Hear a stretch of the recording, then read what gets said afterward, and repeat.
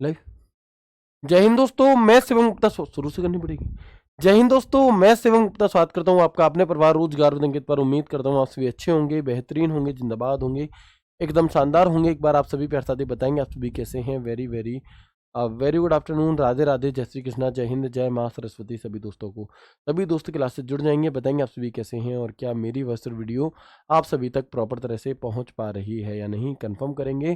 फिर शुरू करते हैं हम अपने एक शानदार से सेशन को। क्लास 5 मिनट पहले ही लाइव हो चुकी थी। ये जो इंट्रोडक्शन है वो मैं आपको दे चुका था, लेकिन किसी कारणवश आप सभी तक नहीं पहुंचा, आप सभी मुझे दिखाई नहीं दे रहे थे, तो फिर एक बार दोबारा से क्लास को शुरू किया गया है। आज हमारे यहाँ पर क्लास रहने वाली है प्रैक्टिस सेशन की, जिसमें हम यहाँ पर कुछ क्वेश्चंस की हमने जो पहले चैप्टर्स कर रखे हैं उनकी प्रैक्टिस करेंगे। क्या ये क्लास हर सैटरडे को हुआ करेगी? तो हम कहेंगे जी नहीं, हर सैटरडे को ये क्लास नहीं होगी, लेकिन हाँ जब भी इसकी ज़रूरत महसूस होगी तब ये क्लास ज़रूर होगी, पहली चीज़। दूसरी चीज़ ये कि मैंने आप लोगों से कहा था कि मैं आपको इस प्रैक्टिस सेट में प्रैक्टिस कराऊंगा, वो बिल्कुल अभी भी कराऊंगा, लेकिन थोड़ी सी मैं आपसे माफ़ी चाहूँगा। किस बात की माफ़ी चाहूँगा? वो ये है कि मैंने जो प्लान किया था वो ये प्लान किया था कि इस सवाल में, इस क्लास में क्वेश्चंस मैं खुद बनाऊंगा, है ना।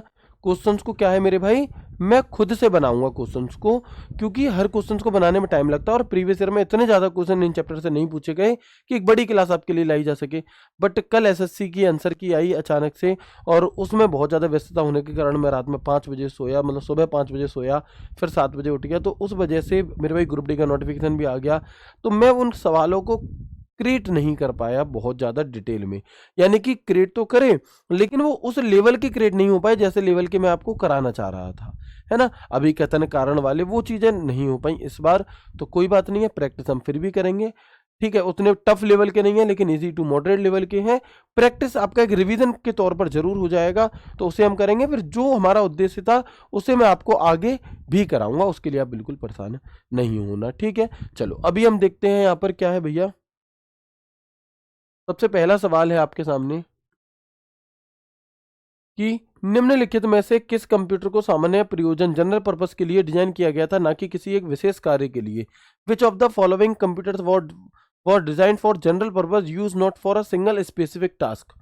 बताओ, है ना। थोड़ा डीप तो रहेंगे, ऐसा नहीं है कि डीप नहीं रहेंगे आपके, ठीक है।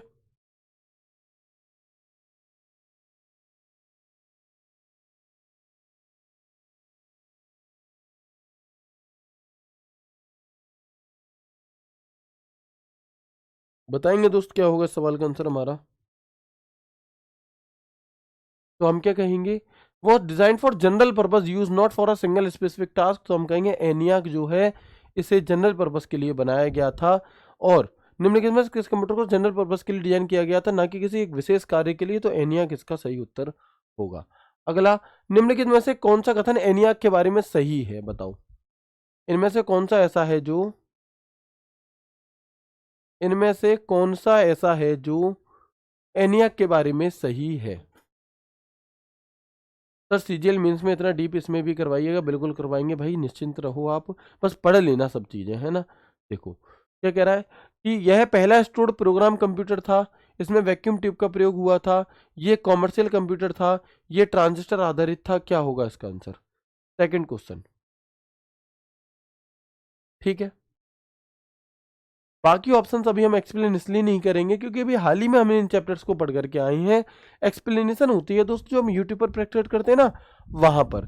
क्योंकि वहाँ पर, और वहाँ पर क्यों जरूरी है, क्योंकि आपको सिलेबस कंप्लीट करे हुए लगभग टाइम हो जाता है, 2 महीने हो गए, 4 महीने हो गए, फिर आपको रिवीजन करना है, तो वहाँ पर एक्सप्लेनेशन की जरूरत है। लेकिन अभी जो चैप्टर आपने 10 दिन पहले पढ़ा है उसे आपको बहुत ज़्यादा एक्सप्लेनेशन की ज़रूरत नहीं होती, ठीक है। तो इसमें वैक्यूम ट्यूब्स का इस्तेमाल होता है इसलिए। बाकी एनियाक को मैं वर्बली बता देता हूँ। एनियाक को सन 1946 में बनाया गया था, जेपी एकट एंड जॉन मॉचली ने मिलकर के बनाया था, यूनिवर्सिटी ऑफ पेनिसिल्वेनिया में बनाया गया था। और ये हमारी किसकी, इसका प्रयोग किया गया था मेरे दोस्त, किस लिए? तो इसे बनाने का जो उद्देश्य था वो ये था कि तोप खाने की फायरिंग टेबल को कैलकुलेट करने के लिए इसे बनाया गया था। कंप्यूटर की किस पीढ़ी में मैग्नेटिक कोर मेमोरी का प्रयोग किया गया था? बताओ, कंप्यूटर की कौन सी पीढ़ी ऐसी थी जिसमें मैग्नेटिक कोर मेमोरी का प्रयोग मेरे दोस्त किया गया था? लगाएंगे दिमाग।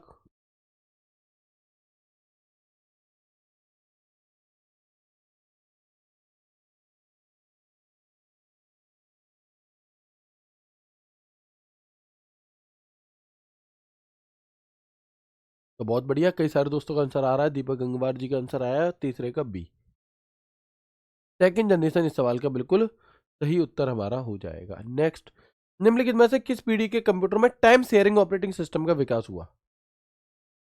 किस पीढ़ी में टाइम शेयरिंग ऑपरेटिंग सिस्टम जो है इसका विकास हुआ था, ये बताना है आप।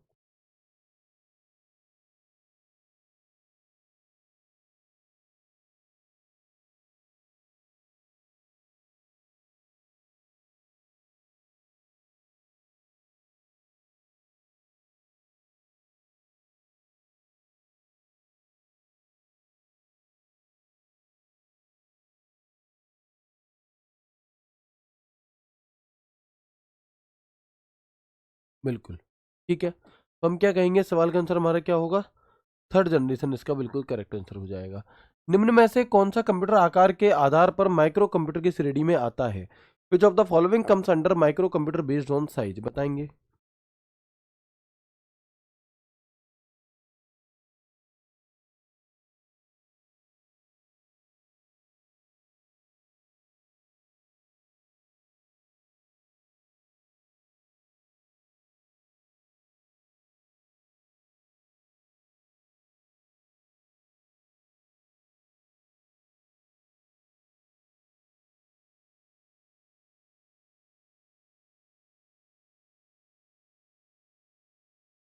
बहुत बढ़िया, क्या कह रहा है जी, which of the following comes under micro computer based on size? Super, main frame, mini, desktop is the right answer. Question number 6, निम्नलिखित में से कौन सा कथन सेकंड जनरेशन कंप्यूटर के बारे में असत्य है?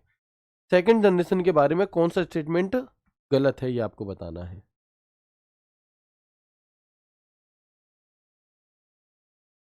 बताओगे मेरे भाई? विच of the following statement is incorrect about second generation computers? Transistor का प्रयोग, मैग्नेटिक कोर मेमोरी का प्रयोग, मशीन लैंग्वेज का प्रयोग। भैया मशीन लैंग्वेज का जो प्रयोग है यही वाली बात गलत है, क्योंकि इसमें मशीन लैंग्वेज का प्रयोग तो नहीं किया गया था। तो ऑप्शन सी जो है मेरे भाई, ये इस सवाल का बिल्कुल करेक्ट आंसर हो जाएगा। अगला, कंप्यूटर को डेटा के प्रकार, डेटा हैंडलिंग के आधार पर वर्गीकृत करने पर निम्न में से कौन सा प्रकार सही है? Which classification of computer is correct based on data handling? बताओ। डेटा हैंडलिंग या इसी को हम बेस्ड ऑन, इसी को मेरे भाई हम बेस्ड ऑन वर्क भी कह सकते हैं, है ना। डेटा हैंडलिंग की जगह हम इसको बेस्ड ऑन वर्क, क्योंकि उसमें किस प्रकार के डेटा पर काम होता है ये एक तरह से आपसे कहना चाह रहा है। तो लगाओ दिमाग। अब लैंग्वेज थोड़ी सी बदल दी, लेकिन ऑप्शन को एलिमिनेट करके आंसर कर सकते हैं।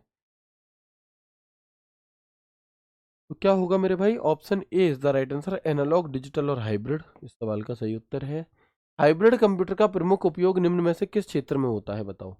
हाइब्रिड जो कंप्यूटर है हमारा, इसका प्रयोग मुख्य तौर पर कहाँ पर होता है, ये आपको बताना है।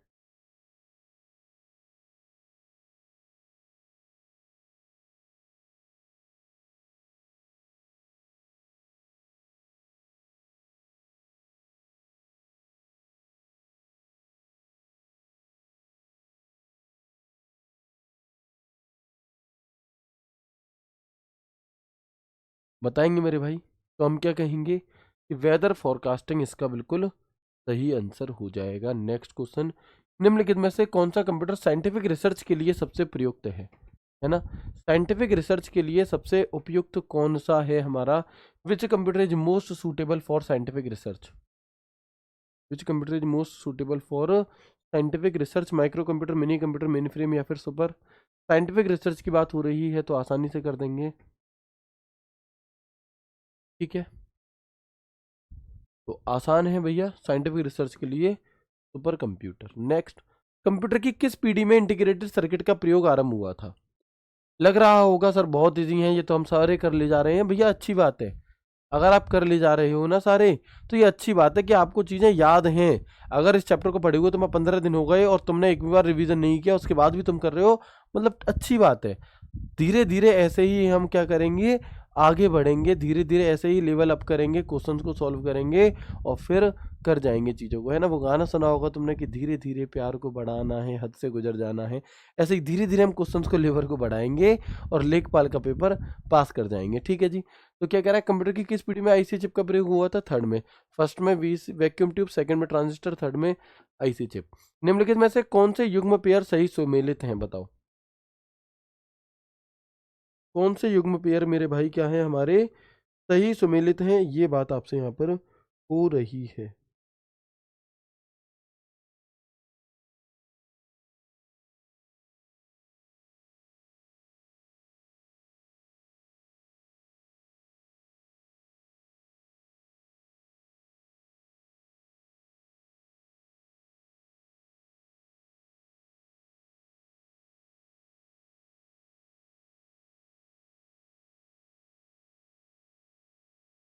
Very good.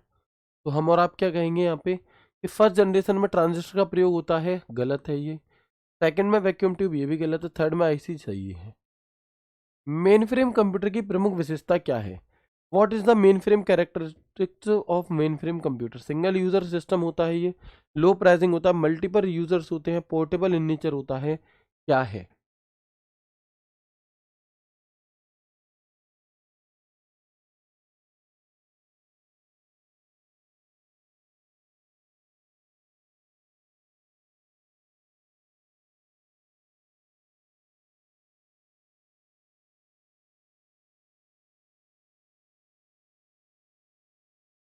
Very good.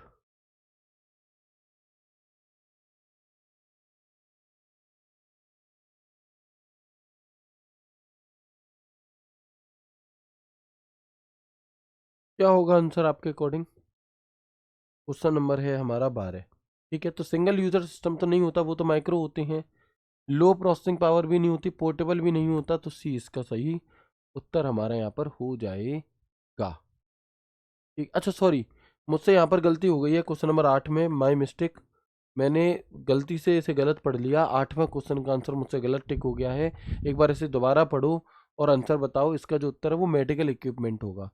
मेरे दिमाग में से ये निकल गया कि ये हाइब्रिड के बारे में पूछ रहा है। मेरे दिमाग में ये आ गया कि ये शायद किसके बारे में पूछ रहा है, मुझे लगा ये सुपर कंप्यूटर के बारे में पूछ रहा है, इसलिए मुझसे बाय मिस्टेक ये गलती हो गई।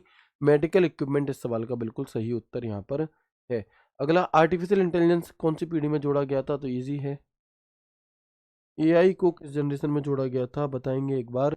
तो आप और हम कहेंगे भैया एआई को फिफ्थ में जोड़ा गया था। फिफ्थ में। नेक्स्ट क्वेश्चन, निम्नलिखित में से कौन सा कंप्यूटर आकार में सबसे बड़ा होता है? बताओ इनमें से कौन सा कंप्यूटर ऐसा है जो, है ना, इनमें से कौन सा ऐसा है जो आकार में सबसे बड़ा है? माइक्रो, मिनी, मेन फ्रेम या फिर सुपर? तो हम और आप क्या कहेंगे?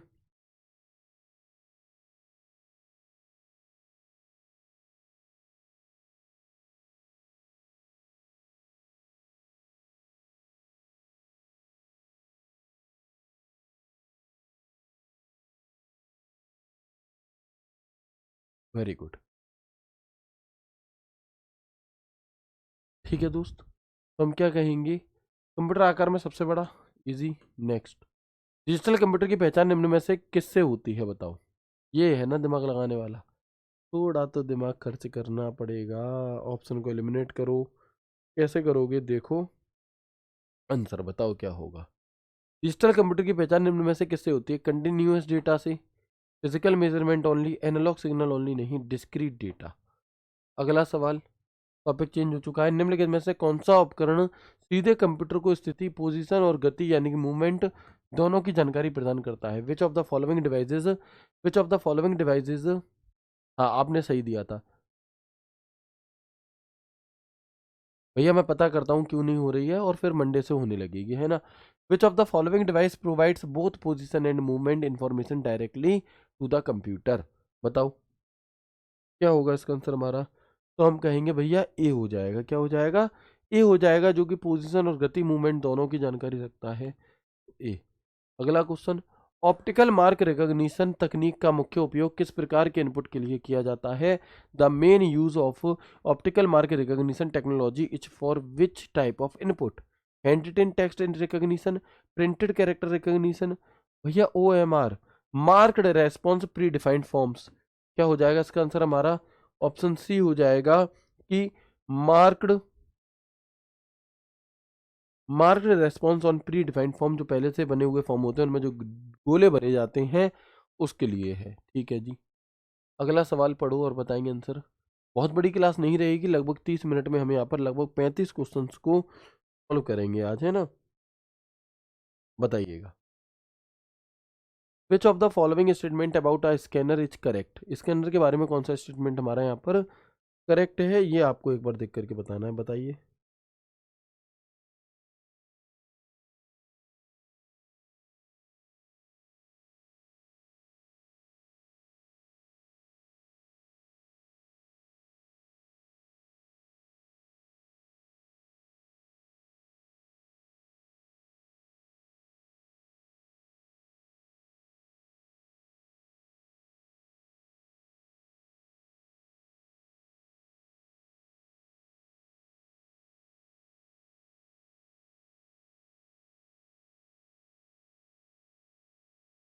ठीक है भाई, तो हम और आप क्या कहेंगे कि यह हार्ड कॉपी को सॉफ्ट कॉपी में परिवर्तित करता है। स्कैनर हार्ड कॉपी को सॉफ्ट कॉपी में परिवर्तित करता है, जी हाँ।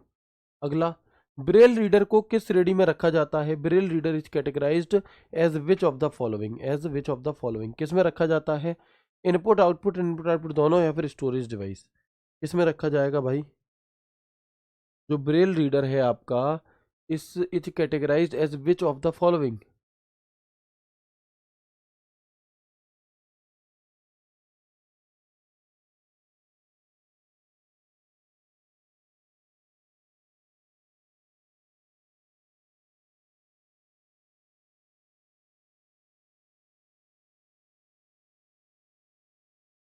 वेरी गुड, तो हम क्या कहेंगे, input device only, output device only, both input and output device only.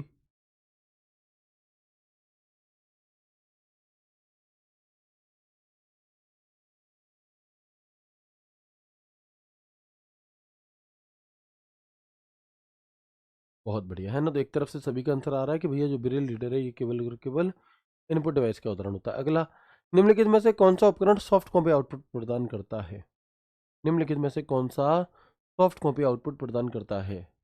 बहुत बढ़िया, विकास भाई ने आंसर दिया है सबसे पहले, वेरी गुड। रमेश यादव, श्रद्धा मिश्रा, वेरी गुड। क्या होगा answer, soft copy. Plotter hard copy देगा, प्रिंटर हार्ड कॉपी देगा, मॉनिटर जो है ये हमारा सॉफ्ट कॉपी आउटपुट देता है।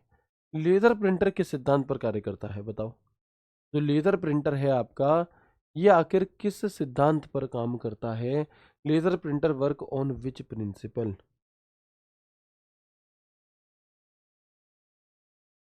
Laser printer work on which principle, impact printer, ink diffusion, electrophotographic technique, या फिर थर्मल इमेजिंग।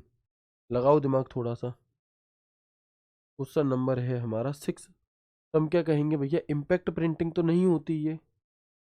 मैंने आउटपुट टिक किया है कहाँ पर, हाँ तो आउटपुट ही तो बताया है। चलो, लेजर प्रिंटर क्या है, इम्पैक्ट प्रिंटिंग तो नहीं होती, नॉन इम्पैक्ट प्रिंटिंग होता है। इंक डिफ्यूजन नहीं, इलेक्ट्रोफोटोग्राफिक टेक्निक। निम्नलिखित में से कौन सा उपकरण पेरिफेरल डिवाइसेस में शामिल नहीं होता, बताओ।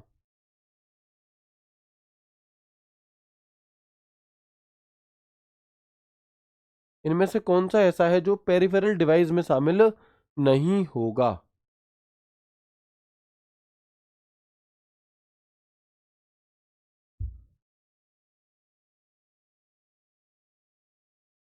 हाँ ये तो सही है सर, थर्ड चेक कर ले। हार्ड कॉपी को सॉफ्ट कॉपी में परिवर्तित करता है स्कैनर, सही है, ठीक है।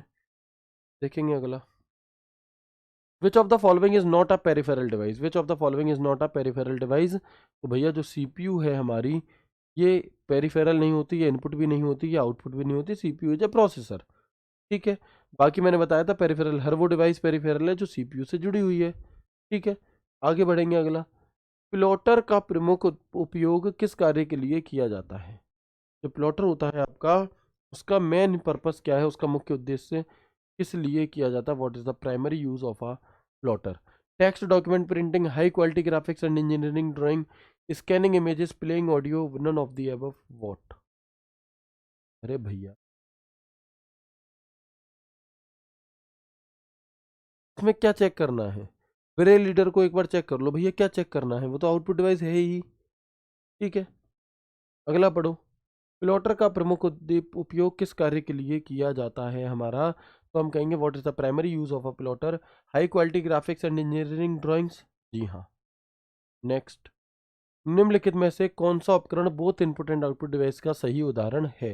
Which of the following is a correct example of both input and output devices? इनमें से कौन सा ऐसा है जो इनपुट एंड आउटपुट दोनों डिवाइसेस का उदाहरण हो सकता है? एक बार बताएंगे।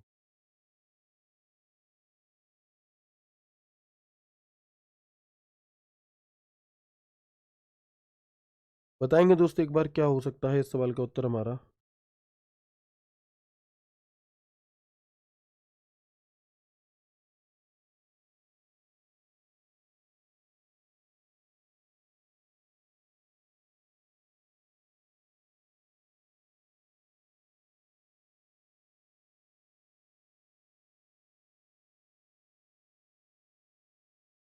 वेरी गुड, है ना? तो हम कहेंगे विच of the following is a correct example of both input and output device? Monitor, keyboard, touch screen. तो हम और आप कहेंगे भैया touch screen is the right answer. Peripheral device का मुख्य उद्देश्य क्या है? क्या होता है बताओ? What is the main purpose of peripheral device? What is the main purpose of peripheral device?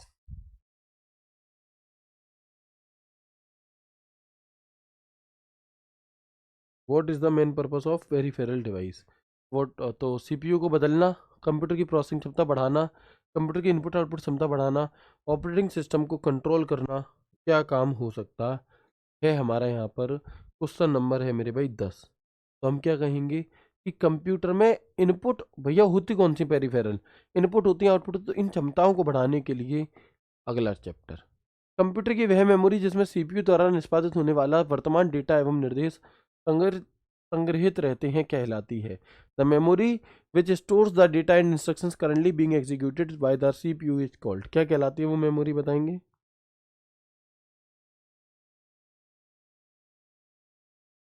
बहुत बढ़िया। क्या कहलाती है वो मेमोरी?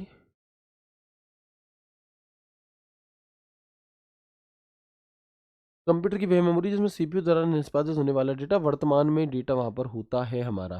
तो यहाँ पर आप देखो थोड़े से कंफ्यूज हो सकते हो किसमें, कैश में और रैम में, लेकिन जो ज्यादा सही उत्तर होगा हमारा वो रैम होगा। ठीक है, रैम इसका ज्यादा सही उत्तर होगा। निम्नलिखित में से कौन सा कथन कैश से संबंधित सही है ये बताओ? कौन सा स्टेटमेंट ऐसा है जो हमारा कैश से संबंधित है? Which of the following statement about cache memory is correct? तो यह सेकेंडरी मेमोरी का भाग होती है कैश मेमोरी? जी नहीं। यह सीपीयू और रैम के बीच स्थित होती है। तो हम और आप क्या कहेंगे? ये सीपीयू और रैम के बीच स्थित होती है, ये बात सही है। ये नॉन वॉलेटाइल है, गलत है। ये स्थायी है, ये भी गलत है। अगला सवाल, वर्चुअल मेमोरी का मुख्य उद्देश्य क्या है बताओ? क्वेश्चन नंबर 3 है हमारा, वर्चुअल मेमोरी का मुख्य उद्देश्य क्या होता है आखिरकार? What is the main purpose of virtual memory? CPU की गति को बढ़ाना, रैम की क्षमता को तार्किक रूप से बढ़ाना, सेकेंडरी स्टोरेज को हटाना, कैश मेमोरी को बदलना। क्या? तो हम और आप कहेंगे कि भैया के वर्चुअल मेमोरी सीपीयू की गति को नहीं बढ़ाता, रैम की क्षमता को तार्किक रूप से बढ़ाने का काम कर रहा होता है।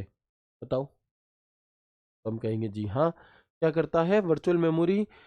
रैम की क्षमता को तार्किक रूप से बढ़ाता है। हालांकि अभी आपने यह नहीं पढ़ा, आगे जानोगे फिर भी। निम्नलिखित में से कौन सी मेमोरी नॉन वॉलीटाइल है? Which of the following memory is non volatile? Sir थोड़ा जल्दी जल्दी करा दो, रिवाइज भी करना है। ठीक है भैया।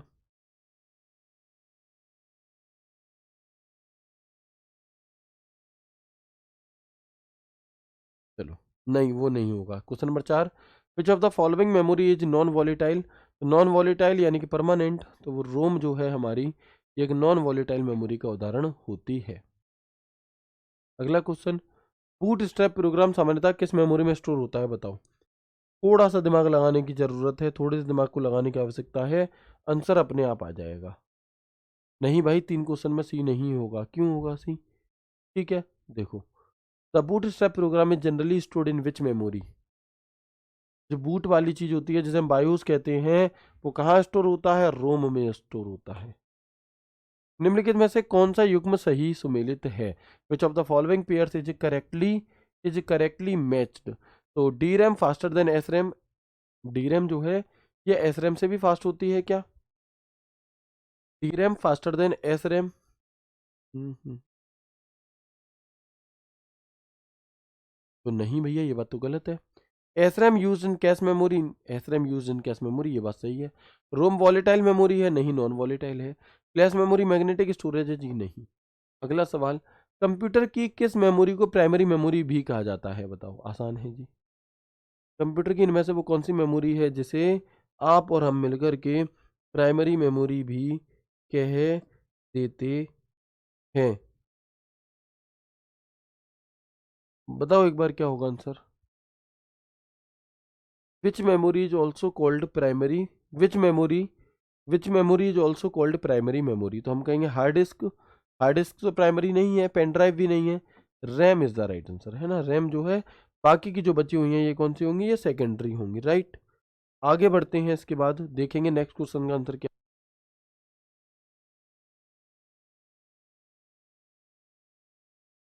नेक्स्ट क्वेश्चन, निम्नलिखित में से कौन सा कथन सेकेंडरी मेमोरी के बारे में असत्य है? ये नॉन वॉलेटाइल होती है सेकेंडरी मेमोरी, ये बात तो सही है। इसकी स्टोरेज क्षमता अधिक होती है क्या? ये बात भी सही है। हो जाएगा भाई, करा देंगे, है ना। सीपीयू सीधे इसे एक्सेस कर सकता है, सीपीयू सीधे से एक्सेस कर सकता है, सेकेंडरी मेमोरी को नहीं। इसमें डेटा स्थायी स्थायी रूप से स्टोर होता है, जी हाँ। रजिस्टर मेमोरी की प्रमुख विशेषता क्या है? What is the main character of register memory? बताएंगे मेरे भाई। रजिस्टर मेमोरी की मुख्य विशेषता क्या है? Large storage capacity, lowest speed, located inside CPU, used for permanent storage. तो रजिस्टर मेमोरी क्या है? लोवेस्ट स्पीड नहीं, तेज होती है। लार्ज स्टोरेज कैपेसिटी, ऐसी भी बात नहीं है। लोकेटेड इन सीपीयू, ये कहाँ स्थित होती है? तो हम कहेंगे ये हमारी सीपीयू में स्थित होती है। 8 गलत हो गया, क्यों? अच्छा, कौन सा असत्य है ये पूछा है। कौन सा सेकेंडरी मेमोरी के बारे में असत्य है? तो नॉन वॉलेटाइल है, ये बात तो सत्य है। इसकी स्टोरेज क्षमता अधिक होती है, ये बात भी सत्य है। ये सीपीयू सीधे एक्सेस कर सकता है, तो ये बात गलत है, यानी कि ऑप्शन सी इसका सही आंसर होगा। बाय मिस्टेक मुझसे वहां पर मैंने सत्य लगा दिए, जबकि 3 सत्य हैं। ऐसी ही गलतियां तुमसे भी अपने एग्जाम हॉल में होती हैं, जिनसे बचना है। सरल सवाल का मतलब ये नहीं है कि तुमसे सही ही होगा। सरल के गलत होने की जो संभावना है वो उस कठिन से भी ज़्यादा होती है, क्योंकि सरल को तो हम थोड़ी सी तवज्जो देते हैं, कठिन को तो हम थोड़ी तवज्जो देते हैं, इज्जत देते हैं, ध्यान से पढ़ते हैं। सरल में हम जल्दबाजी कर देते हैं, जैसे कि मैंने करी, और उसी जल्दबाजी की वजह से हमसे अक्सर ये चीज़ें क्या हो जाती हैं, गलत हो जाती हैं। तो इनमें से कौन सा सेमीकंडक्टर मेमोरी नहीं है, इसके बारे में आप मुझे इसी वीडियो के नीचे कमेंट बॉक्स में कमेंट करके बता देंगे। बाकी आपको आज की क्लास कैसी लगी? आज हमने यहाँ पर टोटल लगभग 35 क्वेश्चंस को किया है। सर आप नींद में हैं, हो सकता है भाई, है ना, इंसान ही हूँ मैं भी, किसी कारणवश, ठीक है ना।